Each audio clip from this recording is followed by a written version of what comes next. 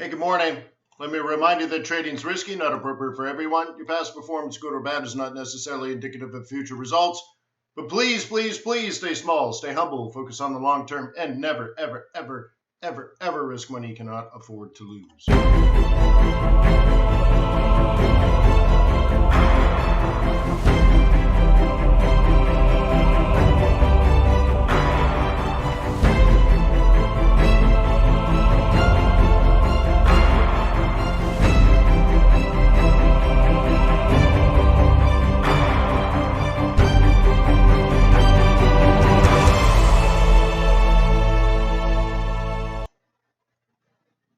Hey, good morning. How are you? My name is Wayne McDonald. I am the Chief FX Market Strategist for TradersWay.com. Thank you so much for being a client.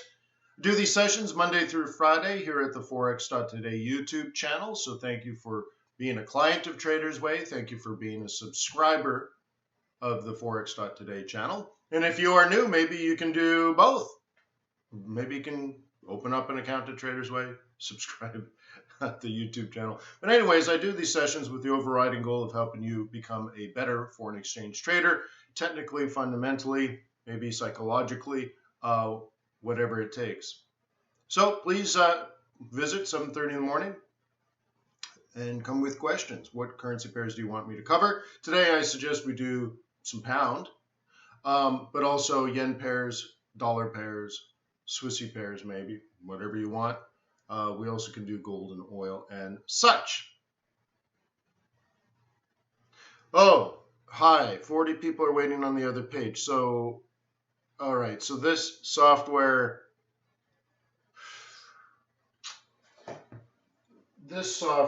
schedules webinars, but see, when you schedule a webinar on YouTube, it wants you to use Hangouts. I don't use Hangouts to broadcast. So I'm using this, my broadcasting software, and there was a new feature. It's like, hey, schedule your stream. So I scheduled the stream, of course, but then no, it's going to force me to use. Yeah. Can you guys ping those other guys and give them the proper link? What a silly process. Anyways, hey, check this out. A little bit of progress. What do you think?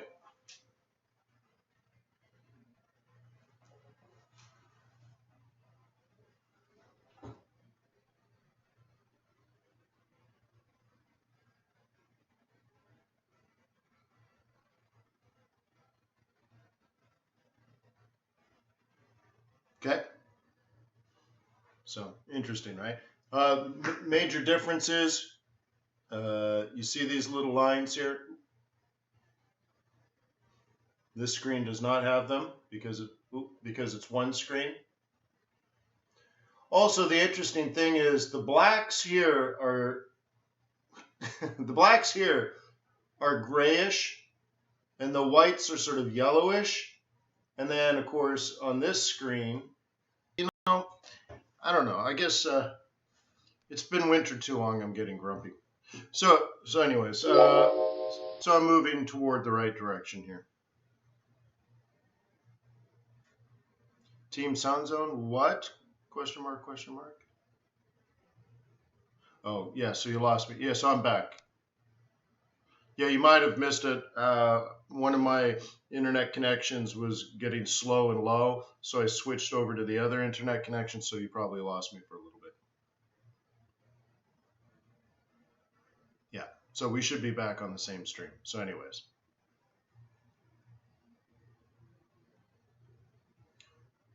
Feedback from you. What? Feedback from you, Wayne? What? I'm not sure what you mean, Gary. So I'll keep going. I'll try to watch the chat. Let's get going on. Oh, sound is echo? Oh. Yeah, apparently you need to refresh as well. Sorry, guys.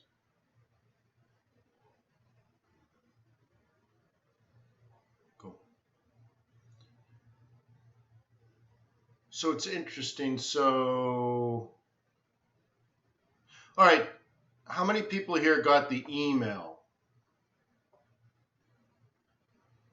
No, I am not recording at 7:20, or at least I'm not supposed to.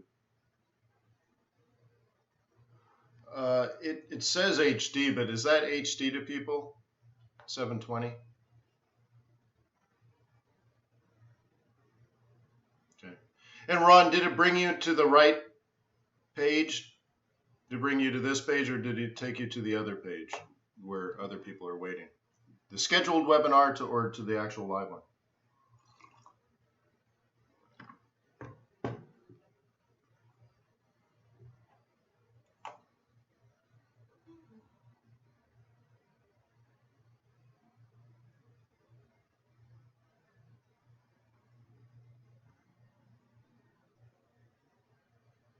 Oh.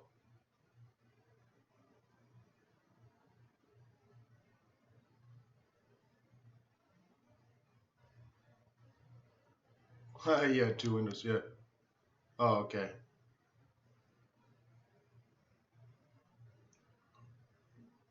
Let me confirm this. Are you guys at like youtube.com/Forex.Today/live?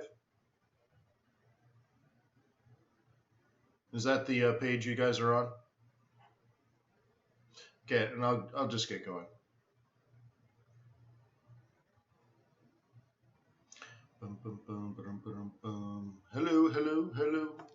Now touch me, baby. Can't you see I am not afraid? All right, so let's go in here. Euro dollar. How are we doing now?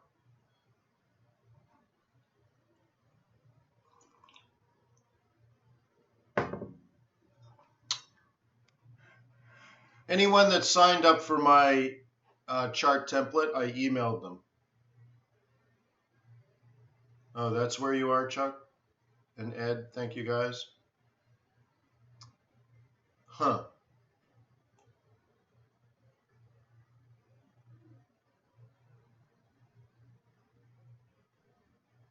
Yeah, very, very interesting. Very interesting. I'll have to figure all this mess out. All right, so this is where we were, guys. Do you remember going through this trade plan? Oops, sorry, that's my wine cellar, or one of the versions of my wine cellar. Here we go.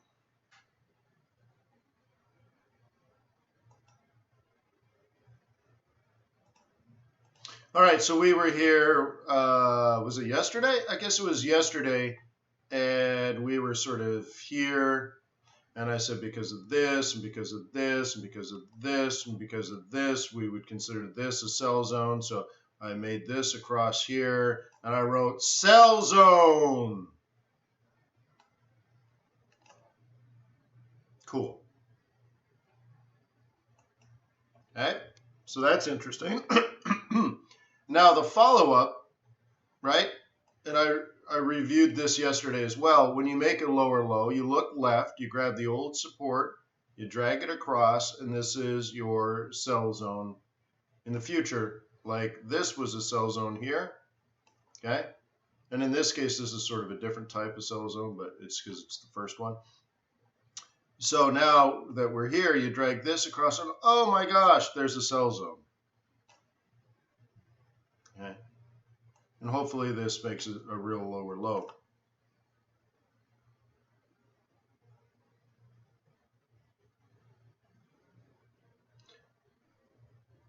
Yeah.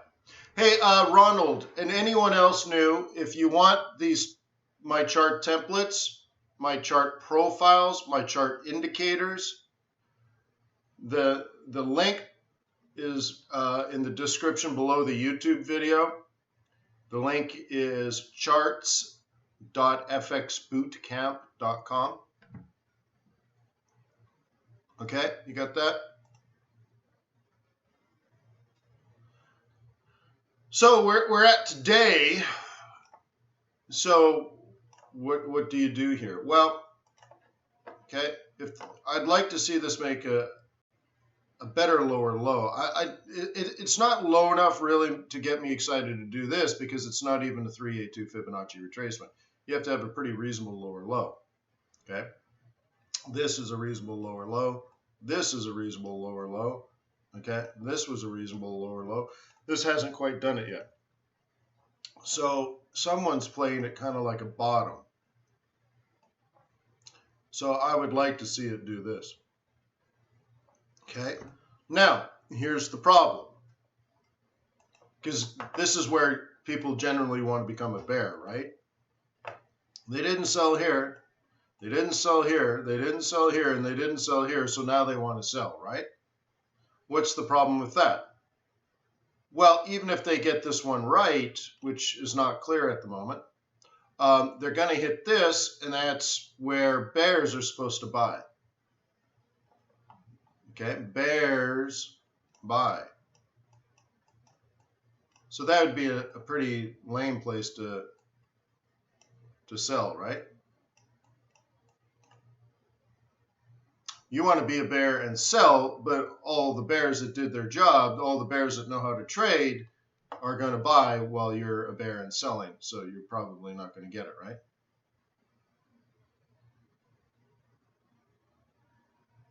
Yeah, sure, Michael. So remember when I invented Fibbits, it really goes back to my Asian fade setup that I did for so many years. And I looked for a combination at that time of pivots as support and resistance and Fibonacci retracements and extensions. So I called them Fibbits. Okay. And I had them programmed, I think it was CTL was the language in the deal book. Okay. In the deal book. And so I used that for many, many, many years. No. Look at Ed. Look at Ed. Ed getting into it. Rolling up his sleeves. Edorama. Ed going for it. Right on, Ed. No. This is where bears buy. Not bulls. A bull would buy this. Right? Wouldn't you agree a bull would buy a double bottom?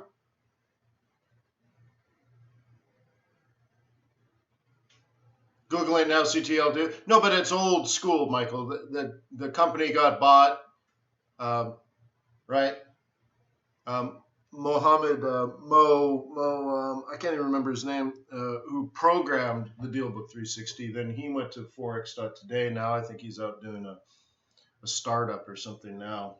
So this is all old school, Ed. But what I'm saying is probably 2004, I invented Fibbits. Okay. So I don't really use them. I mean, you can, but again, most of the stuff I use now, I can just see it. Like, do you really need a Fibonacci study to tell you that this is a Fibonacci retracement? What do you think that is, a 50% or a 618? Yeah, something like that. What do you think this is? Yeah, well, it looks like about a 382, right? That looks like about a 618. It looks like about 50%. Like, why do I need to go through the effort of drawing it? You know, so.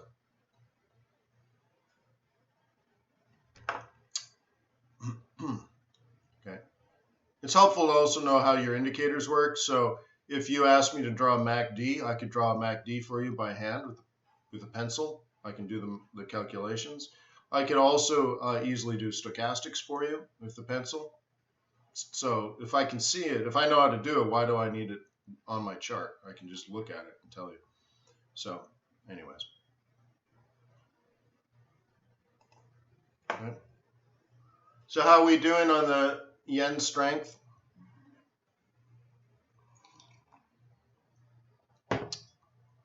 Beauty, right? Beauty. This was the most bullish pair that we had at one time, I think last week. Okay. So did it freak out with the Brexit vote? No. It just went down to the next level of support. So now you got to drag this across, and that's how we had it marked before. It could be this area. We don't really truly know. So you need to pay attention. Either here at this price of 73.70 or this price of like 73.85.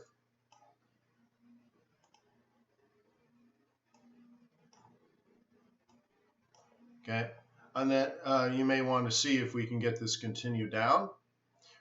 Okay, and remember, if you believe this is bearish, you don't expect it just to be bearish and then head all the way back up here. Like, we have seasonality and fundamentals behind this, right? So we expect this, if it's going to fall, it's going to fall for, let's say, 3 weeks, right?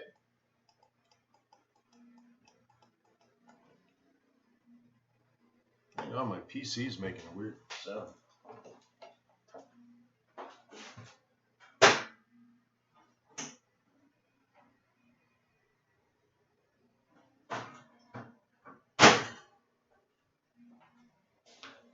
That's not good. Brand new PC making weird sounds, right? So anyways, right, you got to make a play where you're not just trading this pure technicals, you're not just playing this pure range bound. You say, well, if I get this right to the downside, it's going to fall, right, for a while, right? Whatever that means. Okay?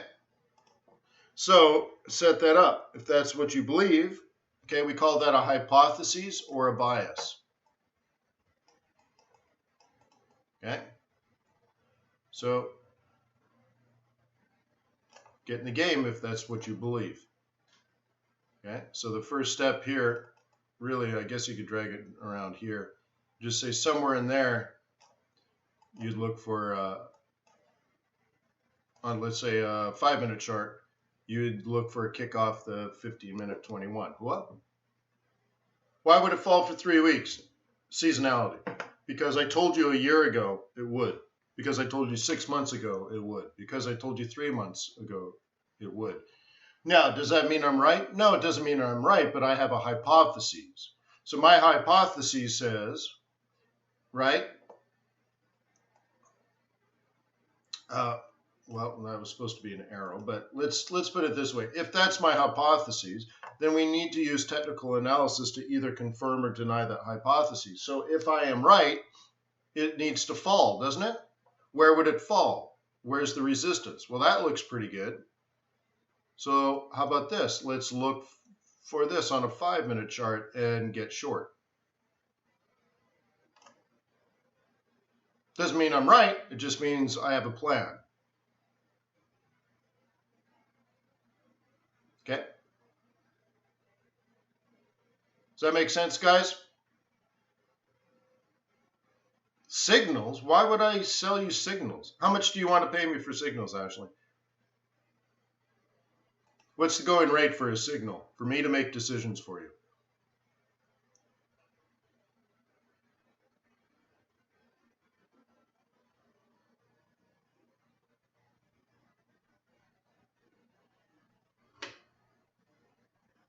Anybody? What is it, Ashley? What do I get? I'm not setting you up for. I'm literally. What do people earn for that?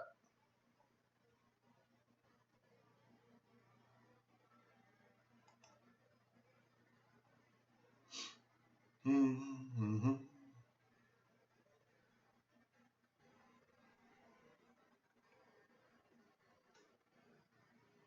Oh, Jimmy says it's not at a daily. So what are you going to throw in here? A pivot, like a daily pivot? Also, be careful, Jim. I'm not throwing the daily pivot on here, but if the pivot points, if you're looking at daily pivot points,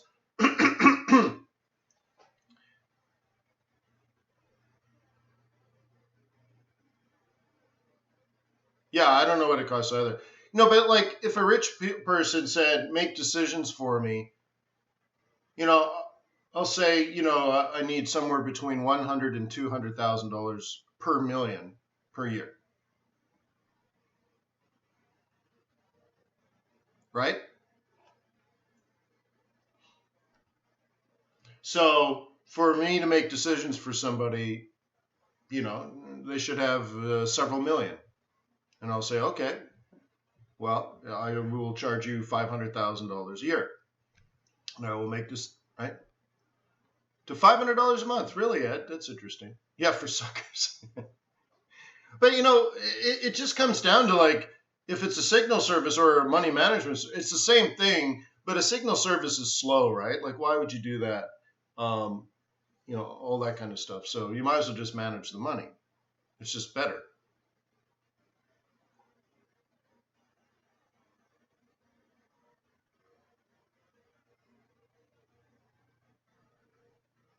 All right. So anyways, oh yeah, Ed. So yesterday we might have had an unusual, maybe not on this pair, but let's say on the yen pair or on the pound pairs. We might have had an unusual large day where range. Let's say a typical day is like this, if these are sort of like bars.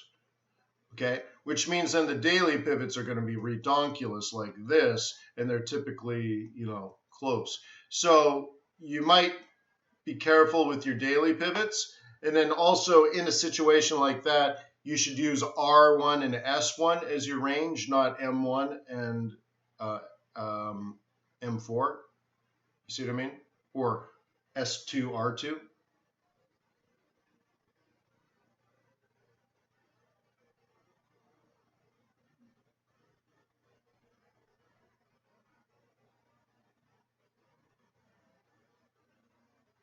What is that, Ashley? That's not signals. God forbid we tell you what to do. No. That's training, Ashley.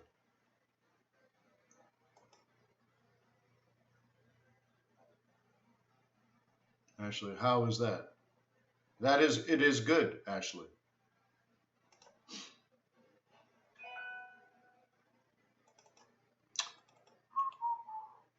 All right, so WTI, let's kind of back out and analyze this. Oops, I guess I should have left that. I forgot we had that like this. Okay. So is it breaking? What are we doing? Once again, all it did was go up to the upper range, which we had marked. I got to get this out of the way, right? See how we already had it marked? And it's come back down in the range. That's cool, right?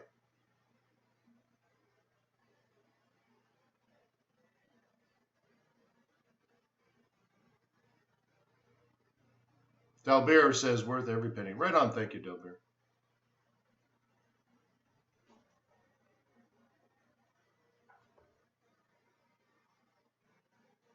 Good morning, Alejandro.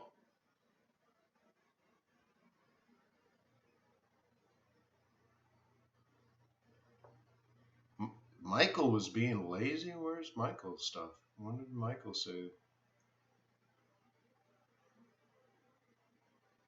Oh, yeah. No, again, I'll go with Mr. T. I don't want you taking signals from anybody. I don't even like you listening to the television and listening to the experts on TV, because most of what they say is mumbo jumbo. Right?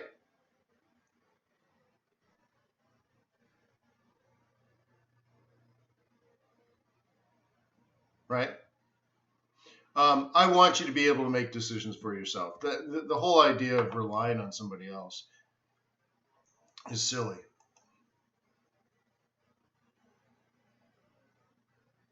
Like, I don't know how much, maybe it's because you don't have a lot of money or something, but still, I would focus on developing skills and creating a career for myself out of that.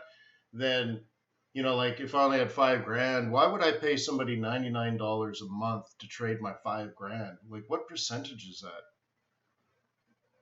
Crazy.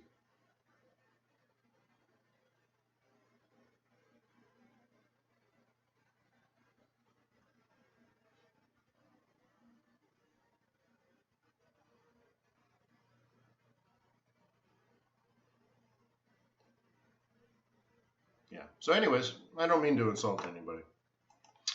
I want you to be able to do this as a career, guys, either trading your own money or trading other people's money. I want you to be the decision maker, not somebody else. See, if you can make decisions for other people, you are valuable. You see what I mean? It is a career. To say some people just don't have the time, or they don't have the intellect or the experience to analyze global macroeconomics and technical analysis and be able to put together a trade plan that makes money in a consistent way with low risk. the vast majority of people on the planet can't do it. So if you can learn how to do that, you have a skill that's marketable and valuable. So that's what I offer you to get there. Yeah, Michael, so let's say it's 25%, but the thing is, that's not of profits. That's 25% assets under management. Okay, most people charge 2% or less, not 24% guaranteed. You see what I mean?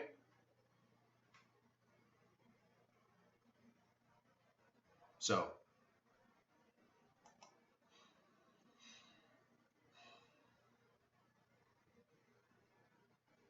if I ever did something like that, I would probably do something like a trade of the day, a trade of the week, and a trade of the month. That's probably all I would ever do, because that's kind of giving you a guide. It's not telling you what to do.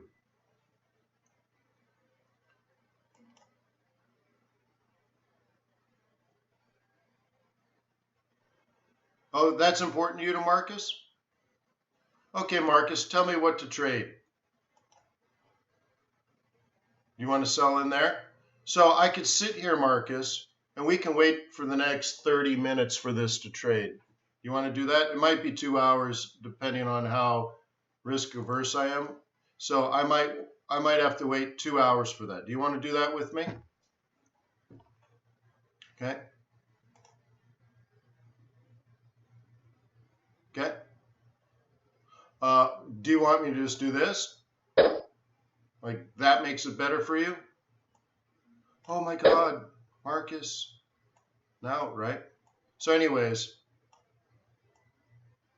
so if I do something like that, and by the way, I've done this for 15 years, so I know what happens.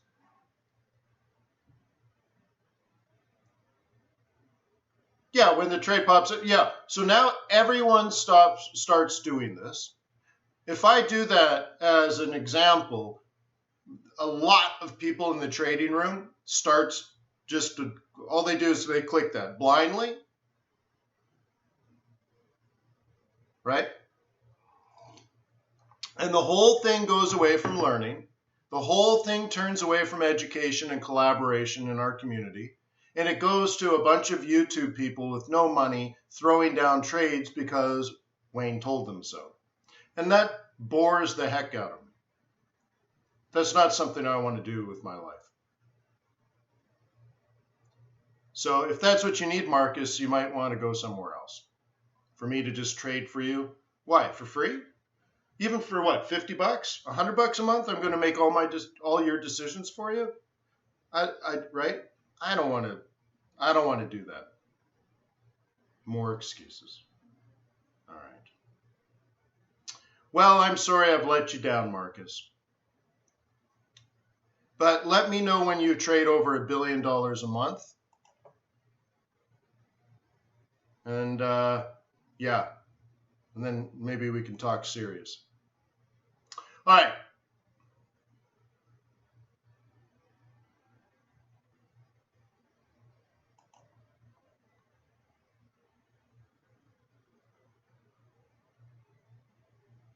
Yeah. Yeah. Yeah. Well,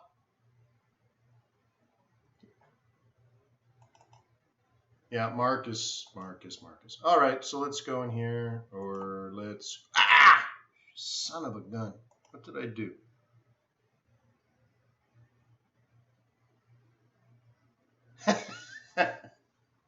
Marcus is such an idiot. Real traders don't have screens and indicators. Wow, really? You must know lots of real traders. They don't have all these screens. Really?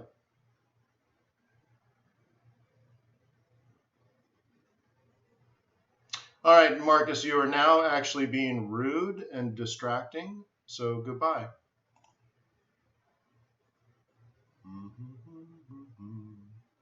Sell zone.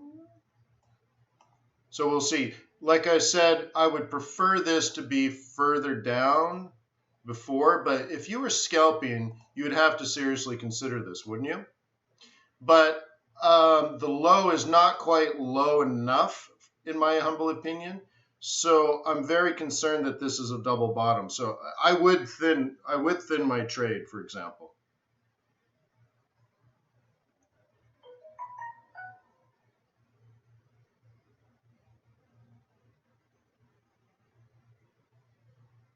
Oh, right on, Mr. T. Hang on, I just got a ping.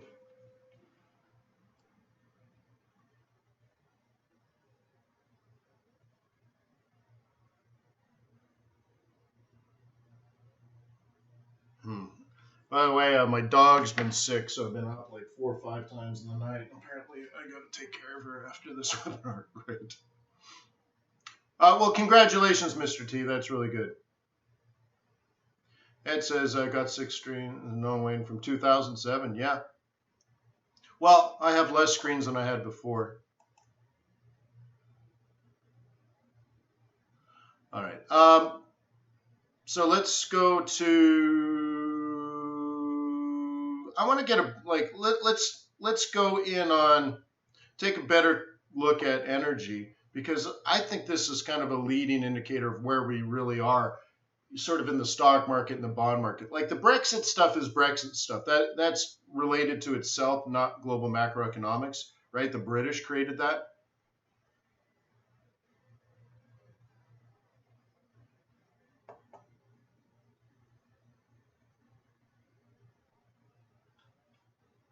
Kevin, did I come across angry? I apologize for that. I didn't, like I said, I didn't sleep very much last night because I had a sick animal. So I apologize for that if I came across angry. But whatever his name wasn't very collaborative. He was more combatant. So he's not welcome in our community. All right, so like, what are we going to do here technical analysis wise, right? So we zoom in and it looks like it's turning, right? So you throw down a channel on this bad boy. Okay. And you say, well, that'll be interesting if we continue in the channel down, right? Okay.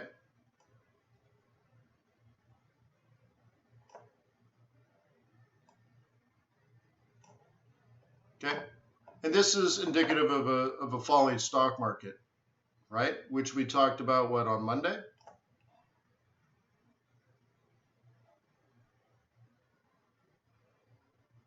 Aussie yen? Yeah, I'd be happy to. 9 Entertainment.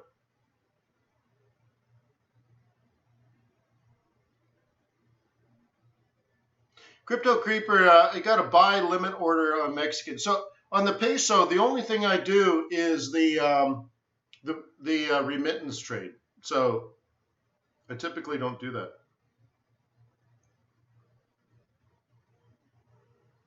Okay.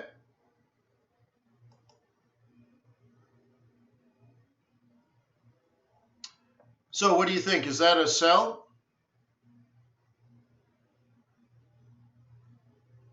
Your stop would just be above here, but we already marked that 3 days ago. So what do you think? Okay. That would mean stock market down. That would mean bond market up. That would mean dollar strength. That would mean yen strength. That would mean Swiss franc strength. I'm getting there, 9 Entertainment. Okay. But it means a lot of things. Now, here's the caveat to it before you start selling your farm. We have $60 a barrel psych level in our face. Okay. So now deciding how far down it's going to go, that's where you kind of use Fibonacci, right? So you go from here to here and you measure that out. 618 predicts a 1382. Oh, look, I already did that for you. You're welcome.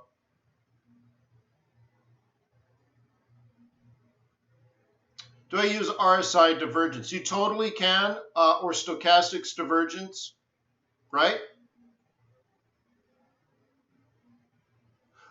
Someone asked a question, where was it? Oh, Lindsay. Why is the swap so high in oil? Actually, there is no swap on oil, but a contract is a contract, so that's just the built-in price of buying a contract of oil.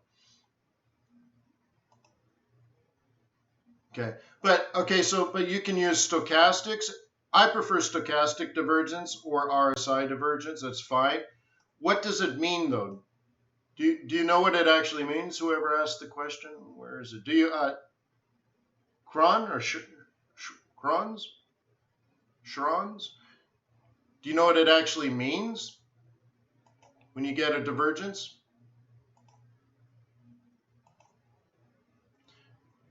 Okay, it means, for example, if you're looking at RSI divergence right now, it's because a significant, but not all, bulls, a significant amount of bulls have gotten out of this trade. So let me draw in like an RSI. Let's say an RSI gets really high right about here, and then it's it'd be doing this right now. Okay, and what that's telling you is many of the bears have left the market. Shows either weakness or strength and momentum. Well, yes, but what is that? I mean, these are, for most people, that's not something they can understand. So what most people do in that situation is they look at their playbook and it says, big word, big word, big word, that means sell. But what does it actually mean? What do you mean loss in momentum? What does that mean? Well, let's make up an arbitrary number. Let's say along this way, the bullish route, let's say we pick up 100 buyers. Okay, along the way, but more buy, more buy, more buy, more buy. Very few people sell. Okay, and then we get sort of this happening. Is that people selling? Shrons?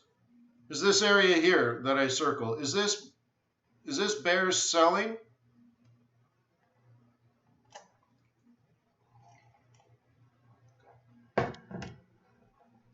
Is this literally bears selling into bulls and they're battling it out?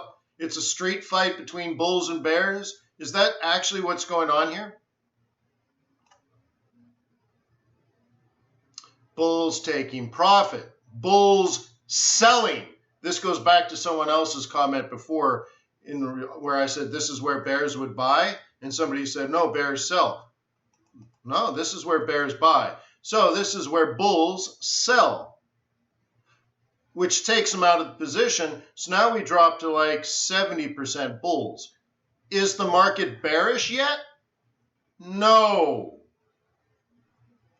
So once they stop their profit taking, and maybe some get back in, but we start doing this, right?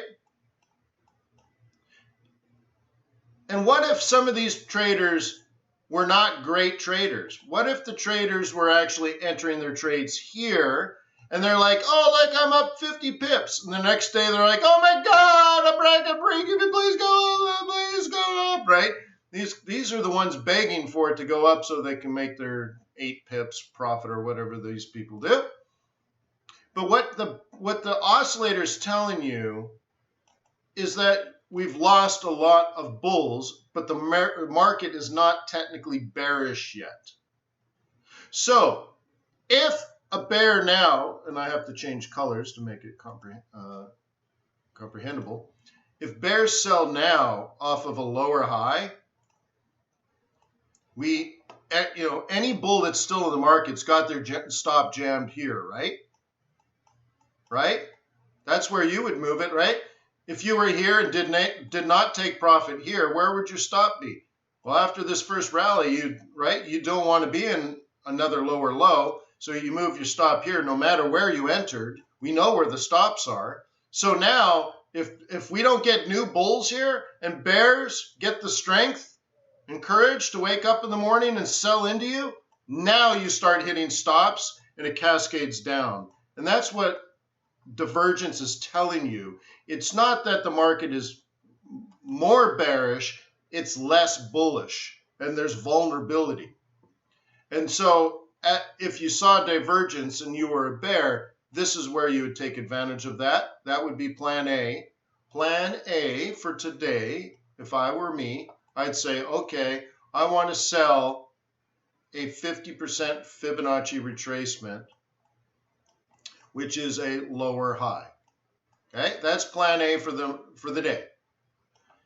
If it goes further, if it goes like this now, my plan B would be to, right, plan B would be to sell the double top. And now I'm done for the day.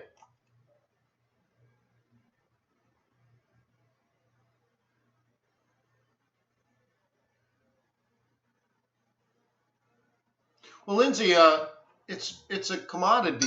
Oil doesn't pay you or charge you interest. So Jimbo says divergence is not a reversal. Careful. Thank you, Jimbo. I totally agree with that. It's simply less bulls being in the market, and it creates vulnerability. Okay?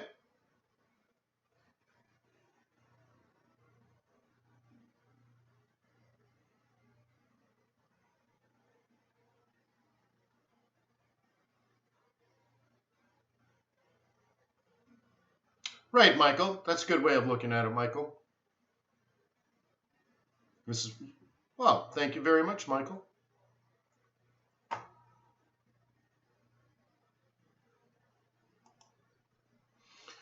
If you want, Michael, contribute to the Wayne McDonald Wine Cellar Fund. Oh, I'm going to be a couple hundred bottles short. That's the problem with building a wine cellar. All of a sudden you're like, oh my God, I have to buy a couple hundred bottles of decent wine. You're like, dude, seriously?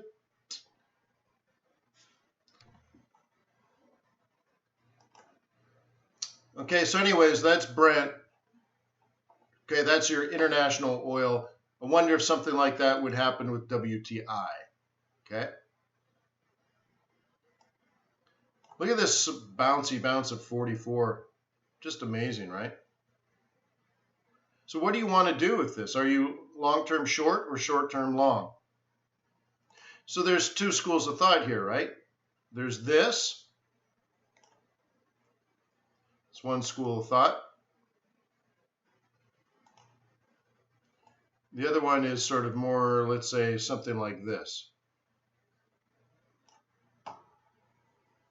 And if you worked for me in a fund, I would have you, in great detail, give me your 2019 outlook.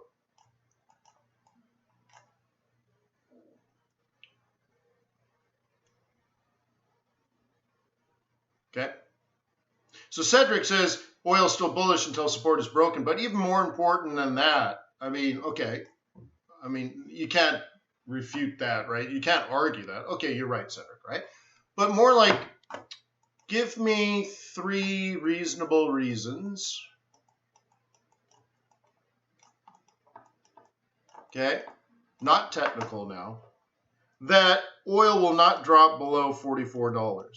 Now, I gave mine in great detail. Remember that? I spoke for at least a half an hour about it, maybe even longer. And give me like a solid opinion based on macroeconomics, fundamentals, supply and demand, all this kind of stuff. And then if you argue that this is going to drop below, that's cool. Tell me how you're going to trade it. Or if you believe it's going to stay above, great. Tell me how you're going to trade it. And that's what you would do for 2019, right?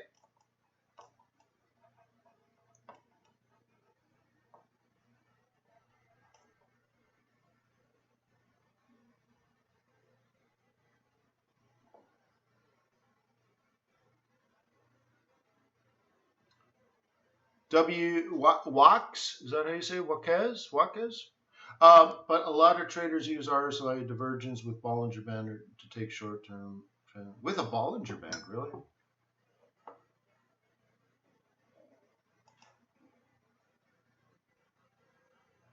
Yeah, you know, Raymond, there's beautiful wine in South Africa.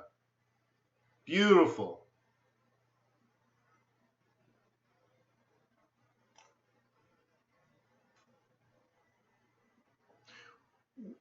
Scott says, will it continue to drop until summer? Are you, Scott, are you talking about oil? Well, you would have to, see, I wouldn't say that. But you could, so one thing you could argue, I think Scott's talking about oil here. Scott could say that Scott's done 50 years worth of analysis, or sorry, analysis of 50 years worth of data. There's a big difference between 50 years worth of analysis and analysis of 50 years. But looking at January through June, the first half of the year, oil inventories, okay, quantity here, quantity. No. We'd have to do quantity here, and this would be time. Okay, January, February, March, April, May, June, July, August, September, October, November, December. Okay, over the course of the year, so we're in January now, and this is Dece. Okay, typically oil inventories go from January, February, March, April, May, June. Okay.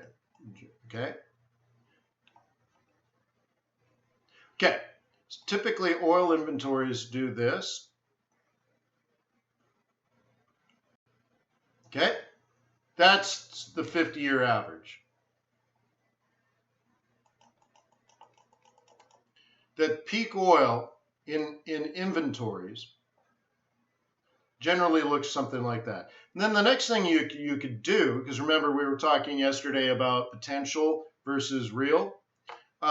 You know, one year might be like this, and another year might be like this, and another year could be slightly different. But this is sort of the average, right? So no matter what, it seems that oil inventories seem, right? So now you do an oscillator. Your oscillator would look like this. Right?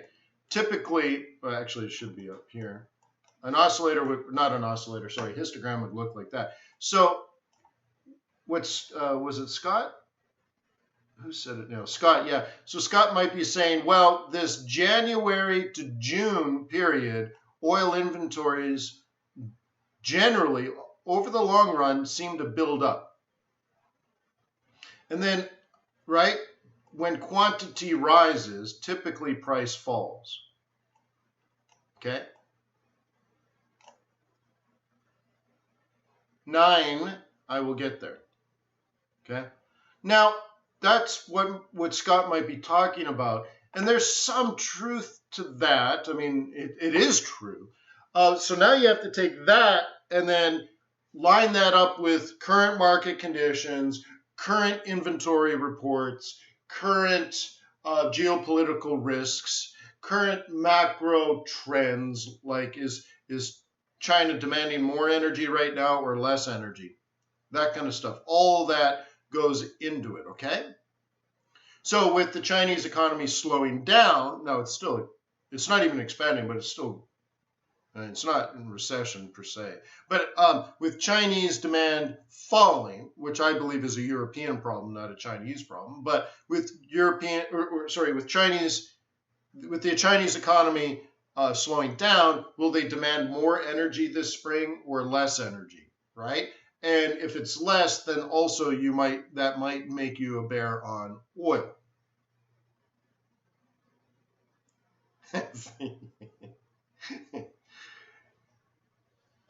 I'm not sure if the signal thing's a joke or not, but it is funny in relation to our earlier conversation.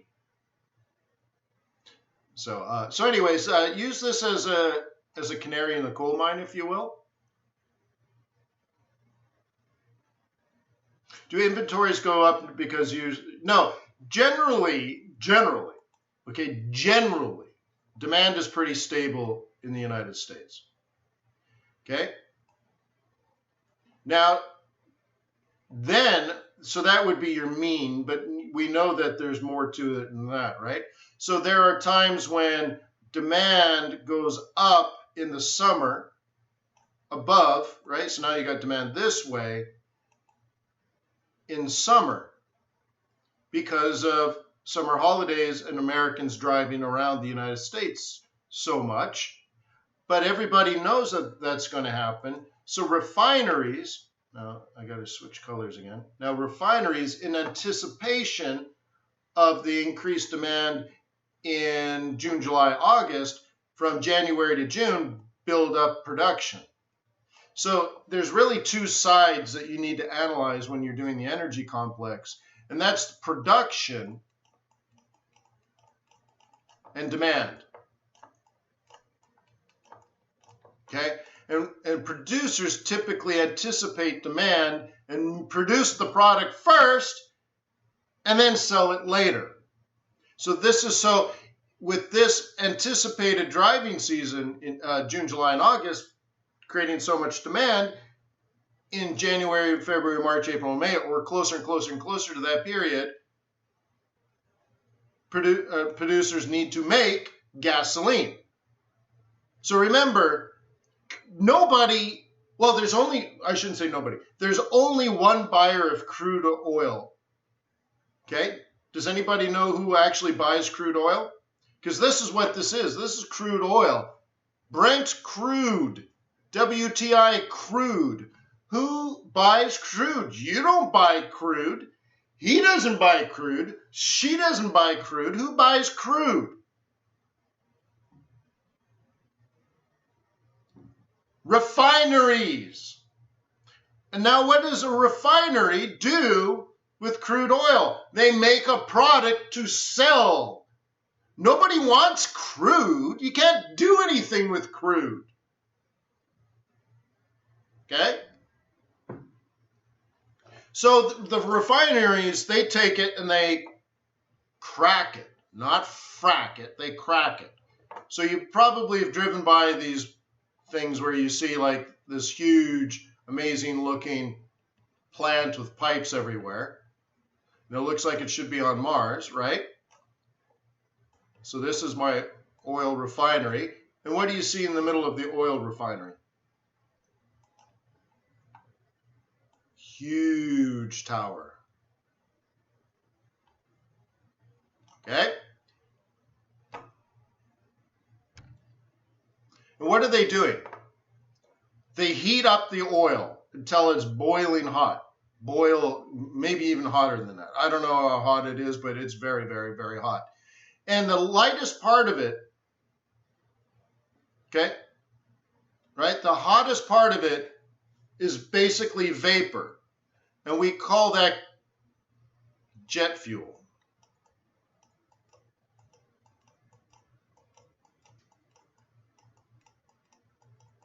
And what they do is they siphon this off into a product and they sell it. And the lowest stuff on the bottom that doesn't change much at all, we call tar. Now that's a product. They scrape the bottom of the barrel and they sell that as a product, like building roads, for example, or shingles for roofs.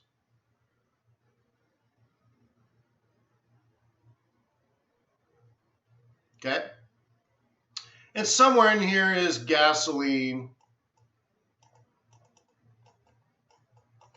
Whatever. Somewhere in here is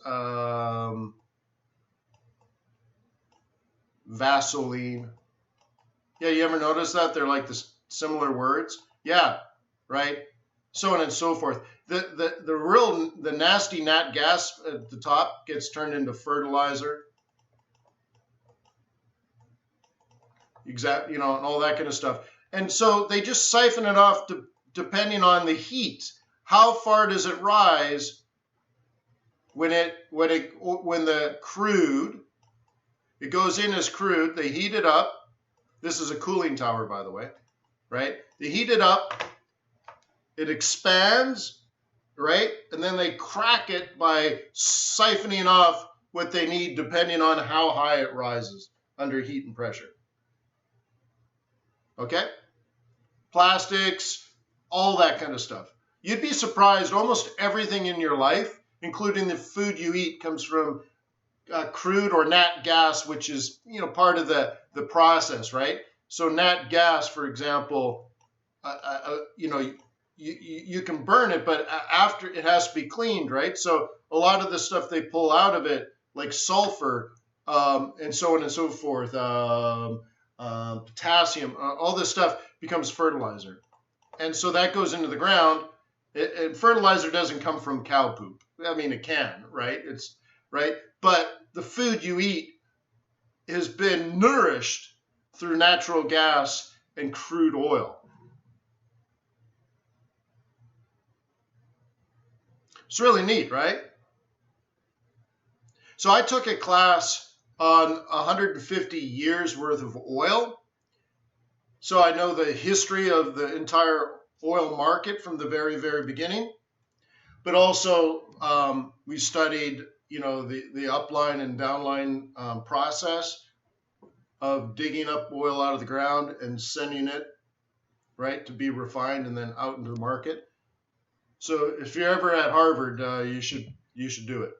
So I read 2,000 pages in 12 weeks. And I wrote 9 papers in 12 weeks. And I got an A. There's no A plus at Harvard, but I got a solid A, which is 95% or higher. It's not an online course. No. No, and it was way too intensive too. Just like, whoa, my God. No, not an online course, buddy.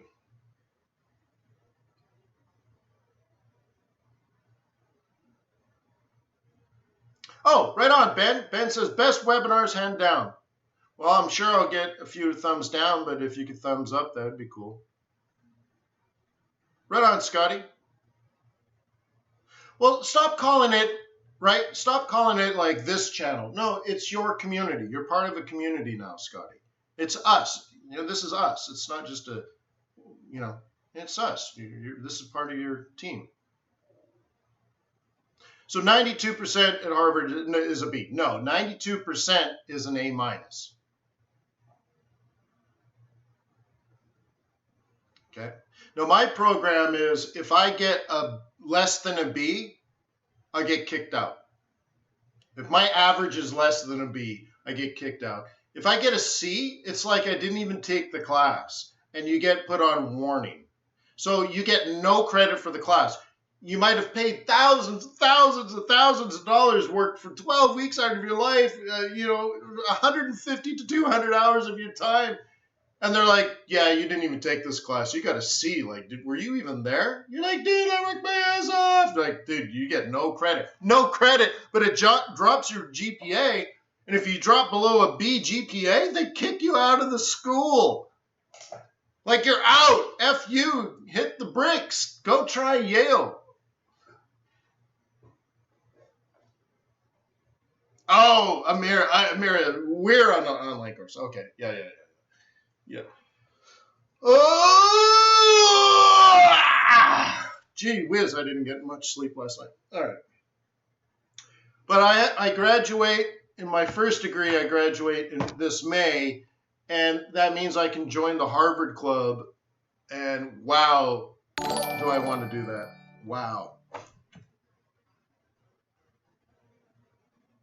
Yeah, it's funny, right? Like, seriously, San Diego says, credit for, yeah, and it's tough. Like, a lot of people ask me all the time, like, hey, how's school going? I'm like, they see my face, I'm like, it's tough.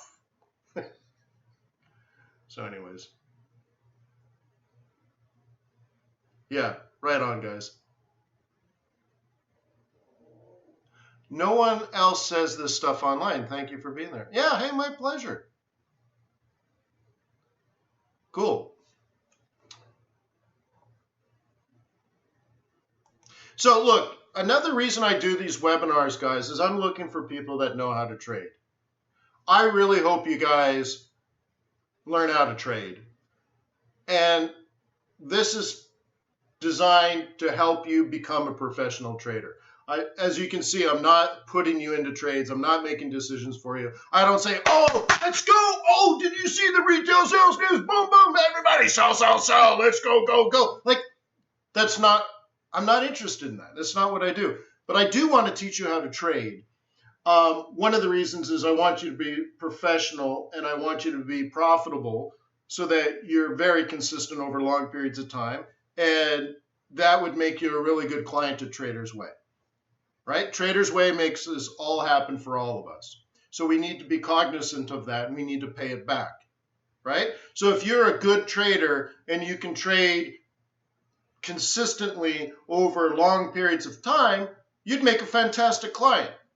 Because every time you pull the trigger, well, there's fees or spreads, and well, a broker needs to make money to pay for the expenses and the service and the interbanking charges and all that, and pay salaries, and then of course retain some earnings for future investments. Like, it would be good to not have clients that come in. So here's a typical thing, and I don't know if you've looked at A books and B books and all this kind of stuff, but typically an amateur retail trader comes in, they put $1,000 into an account, and within 3 weeks to a month, they blow it up and they leave. Okay? And a B-book scenario is that most brokers know that you have no chance in hell of actually trading profitably, so they don't actually put your trades in the open market, right? Like an ECN, right? They don't actually put your trades in the market. What do? Does anybody know?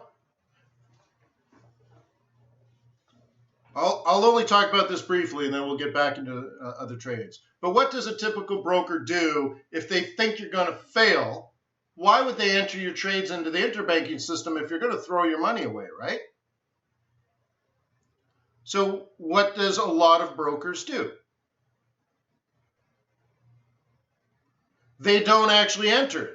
Now, how do we know this? Okay, let's discern just very quickly. Because you hear a lot of things when you're shopping around for brokers, right? Have you heard of the non-dealing desk? We're a non-dealing desk, right? Okay, what happened during, let's say the most recent one I can think of was the Swiss National Bank debacle. The Swiss National Bank said on Monday that they are not going to adjust their floor to the euro. In fact, it's the center of their policy. And then on Wednesday, they got rid of the floor. They literally lied to people. And there were trillions of dollars on the line, or trillions of euros on the line, okay? And lots of people woke up the next day and found out that their foreign exchange broker was bankrupt. FXCM was one of them. Do you guys remember this story? So many people lost money that Drew Niv woke up in the morning and FXCM USA owed like $500 million. In one day, we were negative 500 million. Okay? But I thought they said they were a non-dealing desk. What does that mean to you guys when they say, hey, we're a non-dealing desk?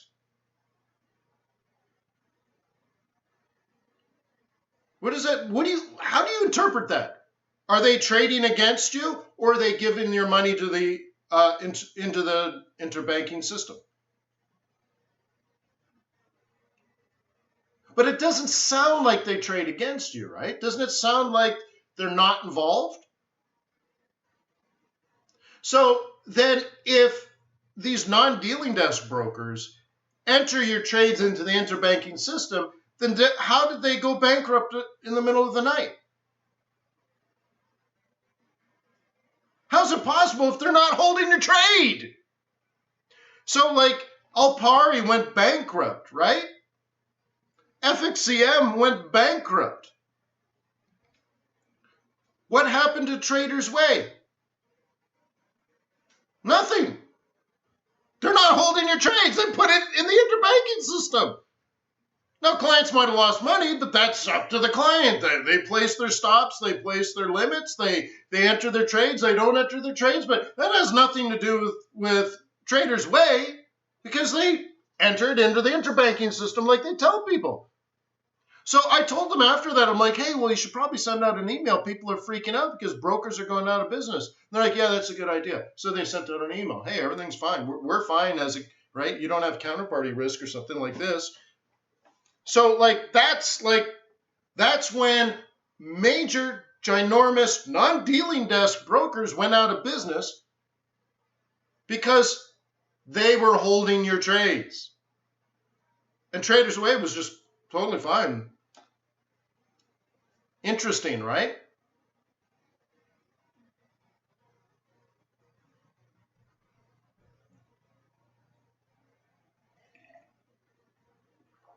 Right? Interesting, right? That's what happened. I was there. Actually, I was really worried about that. That if you weren't trading at that time, it was not long after the financial crisis hit. And I called some of my friends. I'm like, what's going down? How are you guys doing? And this is sort of like, I called some Forex friends. I called some non-Forex friends. And very, very, very big banks were in very, very serious trouble. And I really thought like this could drop us into the next, financial depression we just got out of. Okay? Yeah. So that's my experience with Traders Way. Right? That was pretty close to the beginning of our webinars. Right? I mean, seriously, it was in the first few months, I think, of me doing webinars with them. And I'm calling them up. I'm like, how are you guys? They're like, hey, we're fine. Everything's good. I'm like, hey, this is going down. People are freaking out. You need to send an email today. And you should probably send a press release. And they're like, yeah, that's really good. I'm like, yeah, well, I got my thumb on the community. I know what's going on. And they're like, great. And they were fine. And FXCM went out of business. El Pari went out of business. Amazing, right? So there's the real world for you. I forget how we got onto that topic, but anyways. So let's move on. Let's do yens. You know what? No, we got to do pound before I forget. Well, someone asked like 5 times. I think it was 9 Entertainment asked 5 times for Aussie yen. So let me do Aussie yen, and then I wanna zip over and do all pound pairs. Okay. Look, Aussie yen. Nothing's happened. Next. Is that enough, 9? 9 asked 5 times. What do you want me to do with this, 9?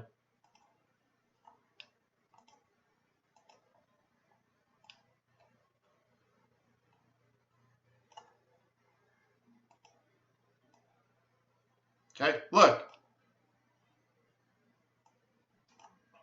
So 9, you got to wait for either this and sell the retracement or this and buy the dip. Okay, and you got to be very careful in here too.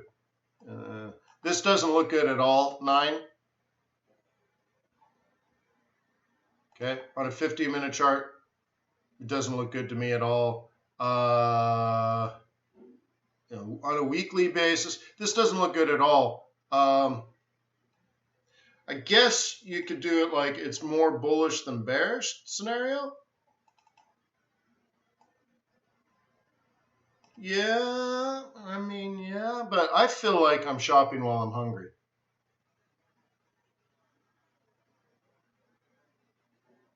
Okay. Okay. I just feel like that's forced. Okay. So there's got to be, put it this way, there's got to be something better than that. Okay, let's look at pound. Wait, we marked it up somewhere else. Hang on, let me do that one first. Did we do it here?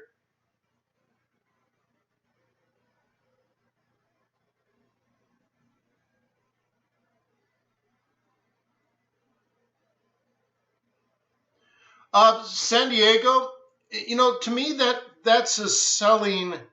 That's a.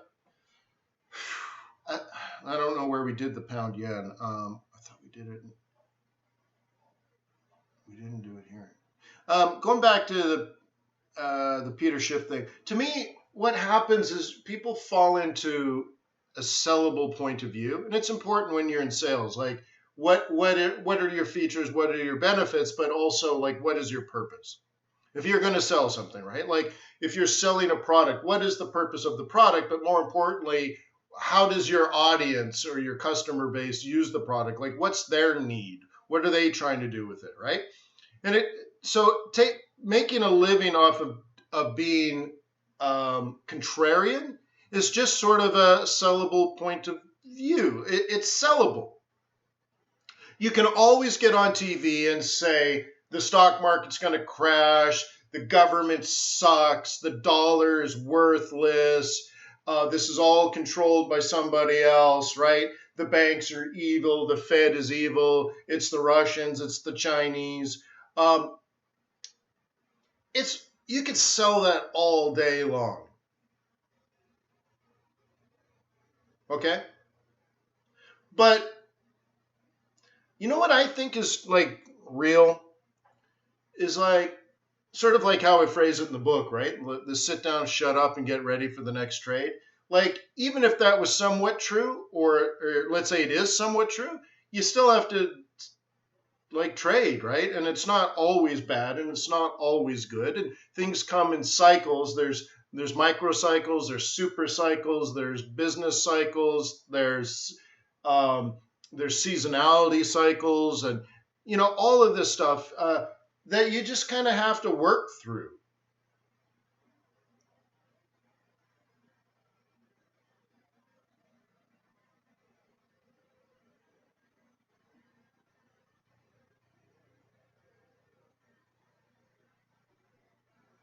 Oh, right on. All right. So anyways, I thought we had a pound yen somewhere else. I don't think we did it here. Let me just double check. Maybe I did it on the yens. Unless it was a pound dollar scenario. Pound yen. No, it must have been this one. Okay. How did I do, guys? Do you remember? I said we'll probably blow through this one and reverse at this one.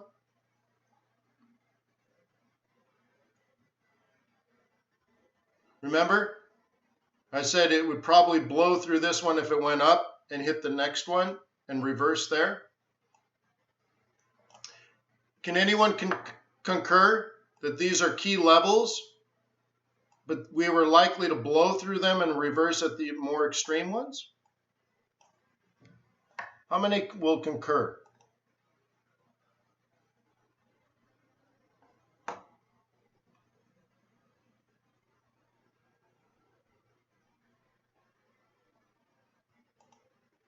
Right? Remember, I said you could scalp this on the way down.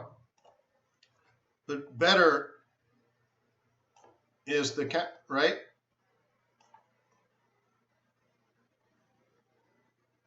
Only 3 people, 4 people concur. 5 people concur. 6 people concur.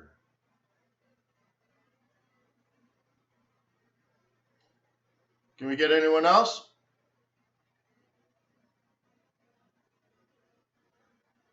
It's interesting.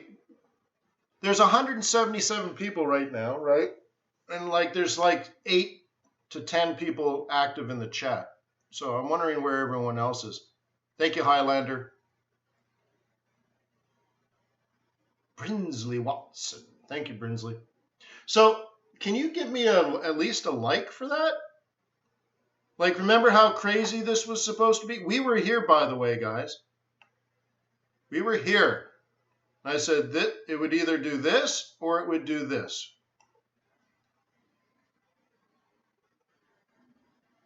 Kevin's still on the trade. Well, yeah, you're sort of halfway there. I mean, but.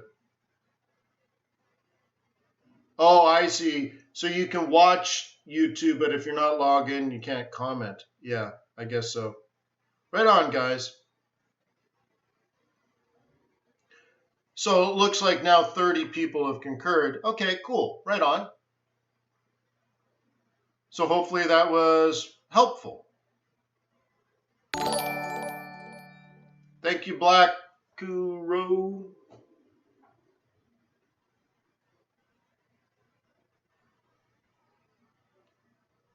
Right on.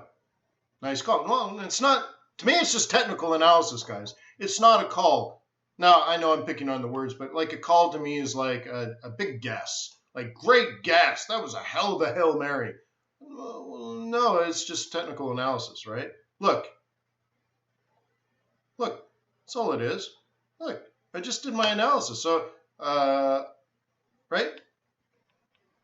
And okay, and now you'll say, oh, Wayne, but you got like all these levels. Okay, well, these are not important levels at the moment. I marked them for future. Can I do it that way? Okay. What we talked about in regards to this trade, and I'm not going to be able to do this one because it's not out. Okay. Oh, I messed one up. Undo. Okay. These are the ones that were important. Not this upper one. Okay. And not this lower one. Undo. Gotta undo that. Now delete this. Okay. And then this one's not important. Okay. I kept them there because we don't know how extreme this was going to be. Okay.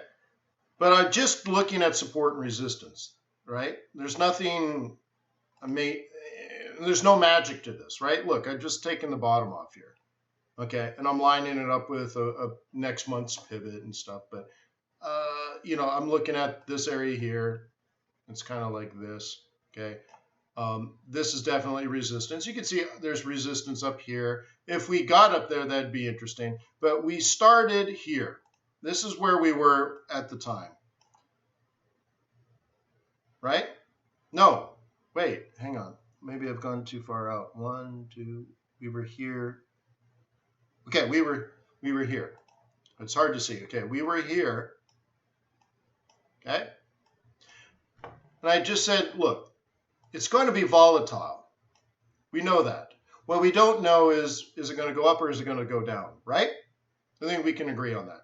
But we know something's going to happen. We call this a high volatility event-driven strategy. Okay? Great. And in this situation, you're likely to blow through the closest levels of support and resistance. Right? Because it's so volatile. So where's the next level of support and resistance, right? Well, there looks like this will act like resistance. And remember, we're here. When we did this yesterday, we're here. Notice that's where the price is now. So it's all come and gone. Cool. So that's a level of support and resistance. And then what about this? Should we mark that as support? Okay, let's do that. So this is where we are.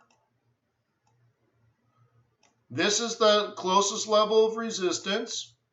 This is the closest level of support. So we're likely to blow through that because this news is so big. So what's the next question? What's the next level of support and resistance? Okay, well, let's take a look. Let's do our analysis. That looks like the next level, right? There's something going on here, don't you think? Right? Like, you don't have to be a rocket surgeon, right? Now, I did work at NASA, but, okay, but that's our, we'll call that R. Okay, we'll call that R. R bar, okay? So where's S bar? I didn't want to put 2 because you're going to mix that up with pivot points. Okay, so where's S bar?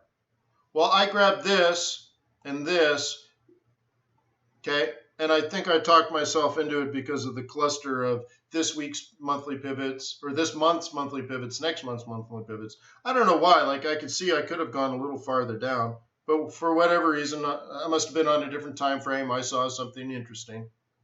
So anyways, I picked this.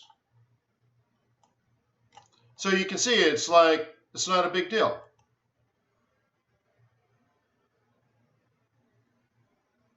Okay? I just did my job. I did technical analysis. What's the big deal? This is R bar. This is S bar. Cool. Right on. It held. Okay. See, like, again, when I'm here, I don't know if the news is going to take us up, but if it goes that high, look for the reverse. If it goes this low, look for the reverse, because that's too extreme.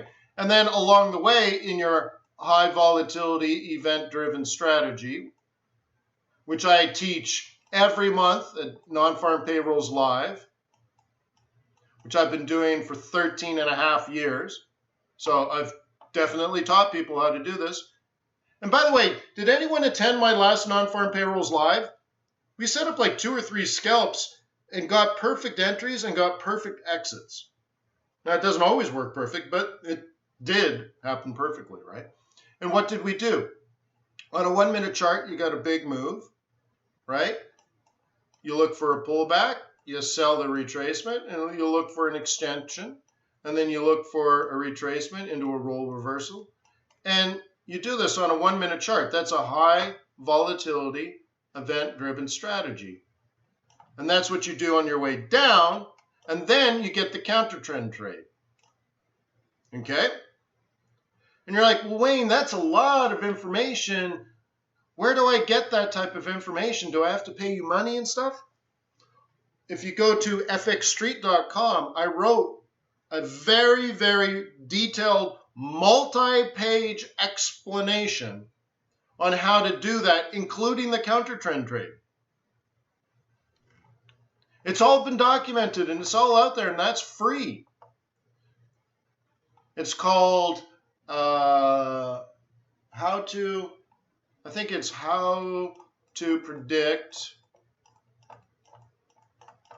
and trade the employment situation report.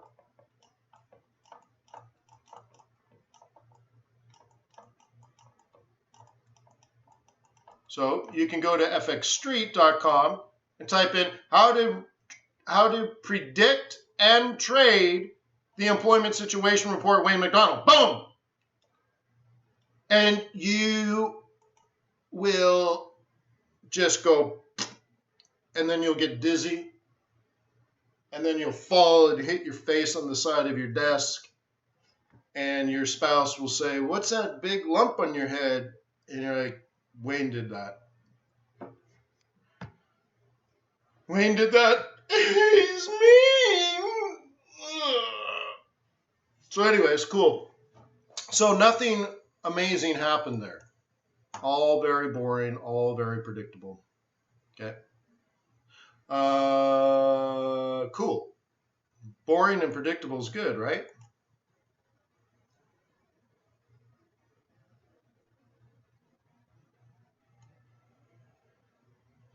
Brinsley made lots of profits on the demo, huh? Well, that's where you start. Oh, is that it? Mike found it for us. Thanks, Mike. Hang on, show. Is that it?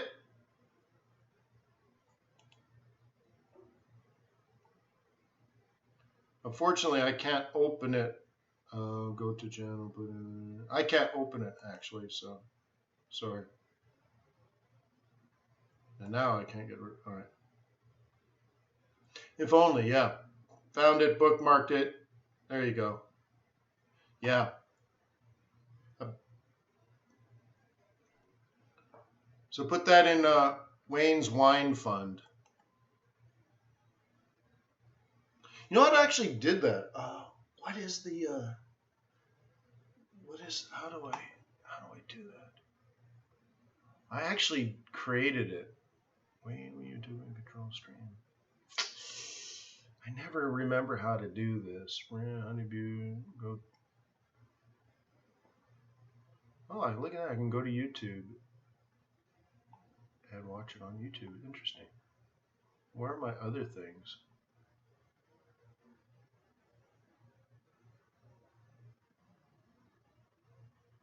Yeah, no. I created it because some of you guys have asked for it, and then I do it, and then I feel lame, and then I get all weird.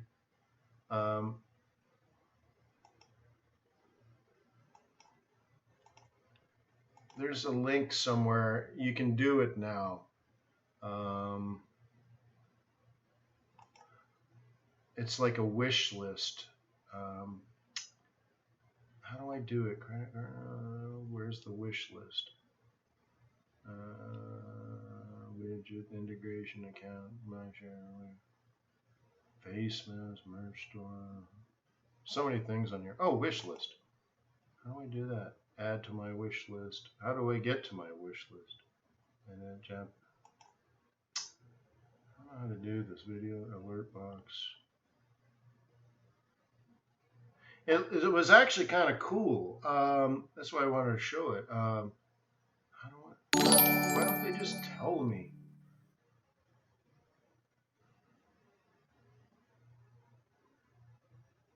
Maybe if I edit something.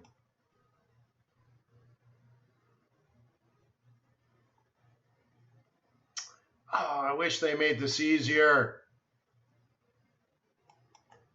Where's my wish list? I suppose I'm supposed to know these things. Like, I guess it's really important. So it's like a lot of, these kids that play video games online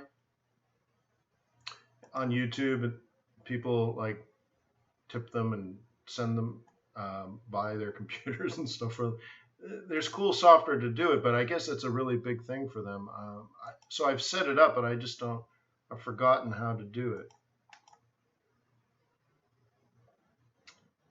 And I wish they made it easier to just...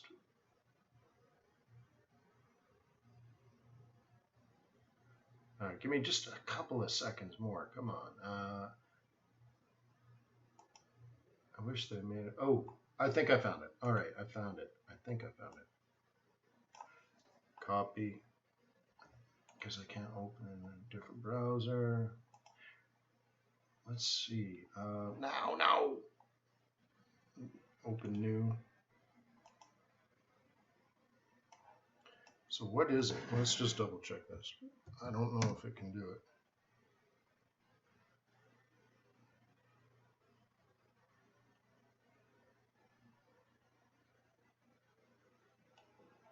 Oh yeah, so there's a wish list on here now.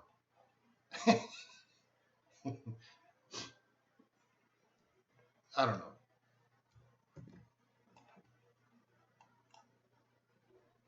All right, so I'm back.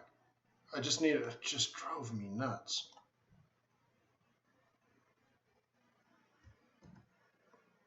Oh yeah, you're watching me on the gaming thing? No, it's that.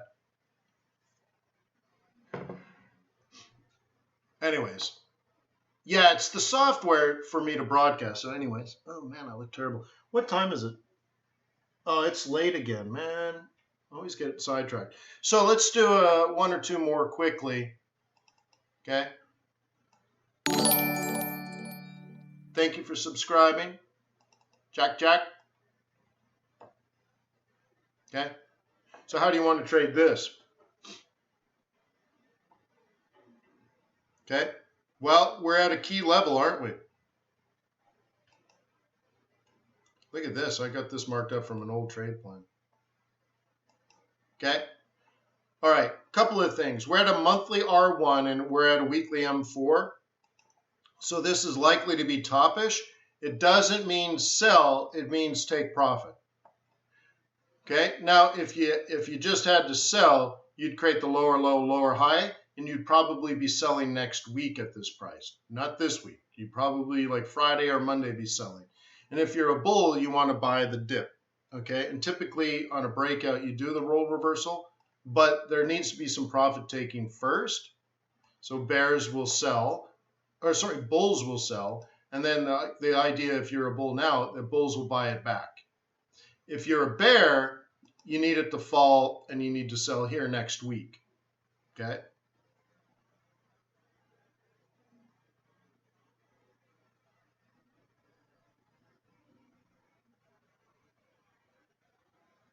Okay.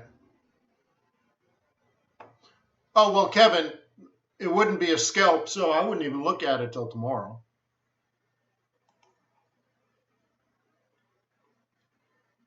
But that was just for our friend. All right. Cool.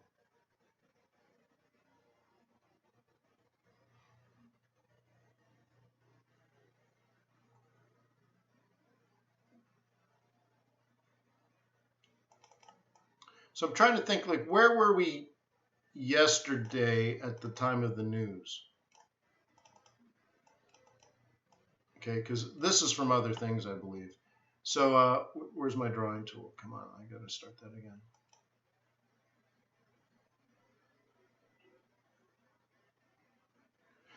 Jim says, Wayne, some of those were, well, that brings up, a whole different question as well. That brings up but it was because they were holding them, and it wasn't in the interbanking system. Okay, that was my point.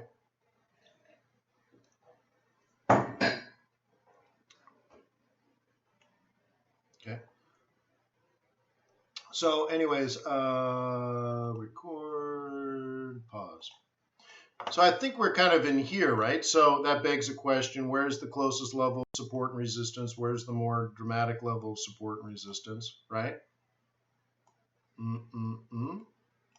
Something like that. Pound dollar. Okay, let's take a look at pound dollar. Okay.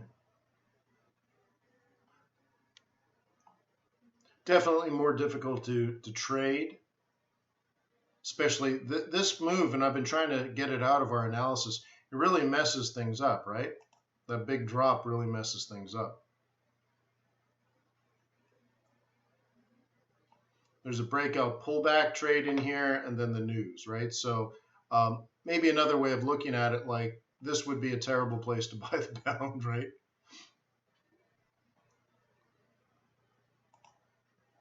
And pound Kiwi, did anything go down on pound Kiwi? Was this easier to trade?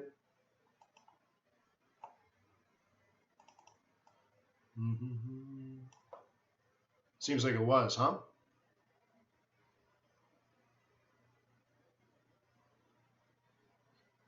This is nice. Look at that. By the roll reversal. It hasn't done much, but it's behaving, isn't it?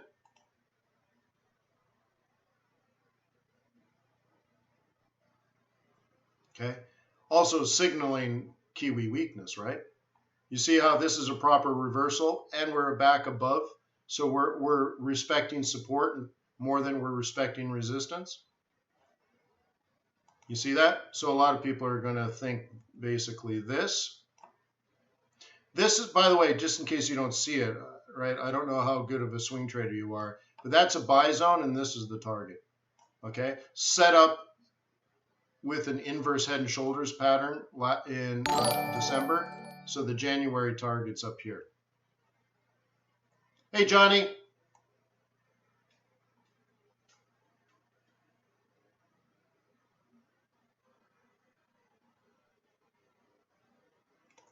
Does BD Swiss send trades? How would I know that?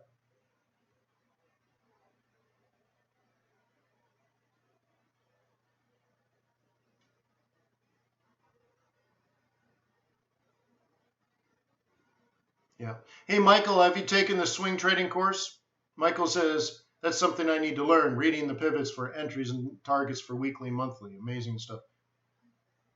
Yeah, you would learn that in the swing trading course in great, great, great detail.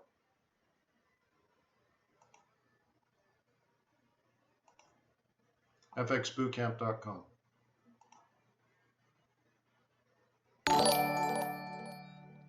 Mio! Or is it Mayo? Mayo! Looks like a huge inversion. It is. It is. But let me go back to that. And you can see I've set it up for you in advance. We talked about it here and here in advance to get us up to here. Now then the follow-up of that is to buy, right, the roll reversal.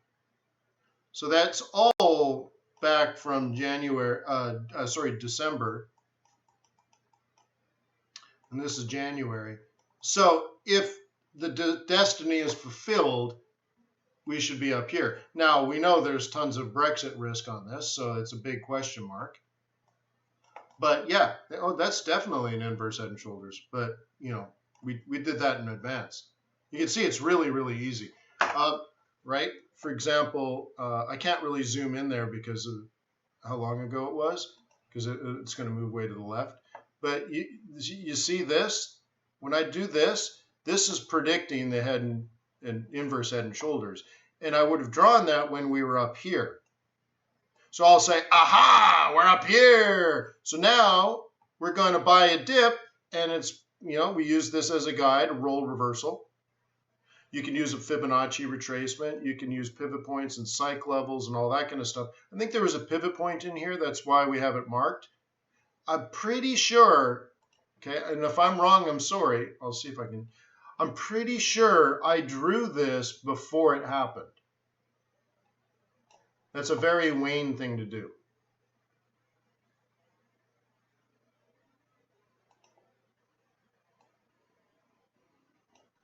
Okay. 200% move.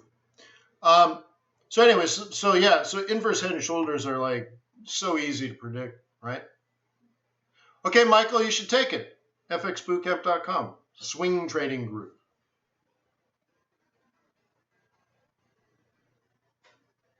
Okay.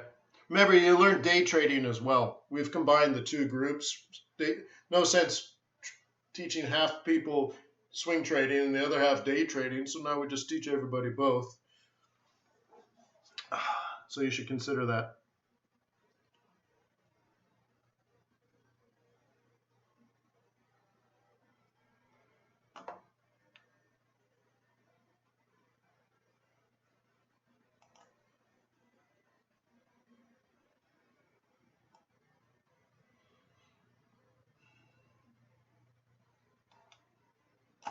So anyways, here's that link. And what I'll do, because you can't do this on, it has to be through Amazon. So I found things I liked. But like if you buy this, all it does is actually just sends me the money. It doesn't actually buy it on Amazon. It'll just send me the money like a tip, and I'll buy a bottle of wine with it, and I'll put your name on it. I'll put your name on the bottle of wine. I'm going to tag it. I'm going to put it in my wine cellar with your name on it, and I'll hold it for like 10 years. No, it starts right now, Michael. Right now. So anyway, so if you buy this, I'll go out, I'll spend that money, I'll buy a half decent bottle of wine. It's 60 bucks, I think, right? 50 or 60 bucks. I think it's 60 bucks. I'll go out and I'll buy a nice bottle of wine, and I'll put a label on it, and I'll put your name on it that it was a gift from you, and I'll put it in my wine cellar. And 10 years from now, I'll pull it out, and it'll be a very special occasion, and I'll probably be surrounded either by friends or by family. And I'll say, hey, this came from my buddy Michael. It was really cool back in 2019. And I'll pour it, and we'll toast you. To Michael! To Michael! Right? It'll be really cool. I think it'll be cool. And then if you did that, what it does is it pops up in the webinar. It says, Michael just bought bought this, whatever it is. These are cigar cutters, and the Japanese cold brew espresso is really cool too. That I don't need 10 of them, right? But if someone bought me that, I would put it out on a mantle. Like people, it's so awesome. I'd explain that. Oh, this is what Michael bought me, my good friend Michael. It was awesome. Look at this. It takes 3 days to make one shot of espresso. Cool.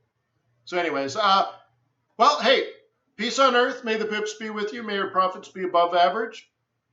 Please like, please subscribe, and leave a comment, right? But like and subscribe. That logo in the middle is, when you click on the Forex.Today logo, you can subscribe, right? There's one in the middle, there's one at the bottom, you can go to the channel, youtube.com/Forex.Today.